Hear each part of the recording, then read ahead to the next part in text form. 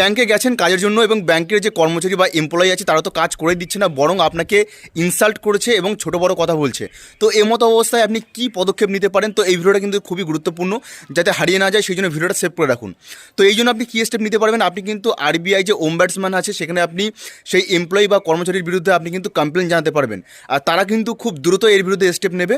তো এর জন্য কী করতে হবে দেখুন, এটা কিন্তু তিনভাবে করা যায়, একটা অনলাইনের মাধ্যমে, একটা ইমেলের মাধ্যমে এবং একটা ফিজিক্যালিভাবে।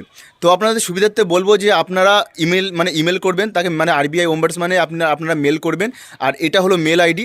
আর এখানে মেল করবেন এবং কে আপনাকে ইনসাল্ট করেছে, মানে কোন এমপ্লয়ি আপনাকে ইনসাল্ট করেছে, তার কাউন্টার নাম্বার কত, এগুলো মনে রাখবেন এবং ব্রাঞ্চটা কোথায় আছে এবং কি ব্রাঞ্চ আছে, নাম আছে।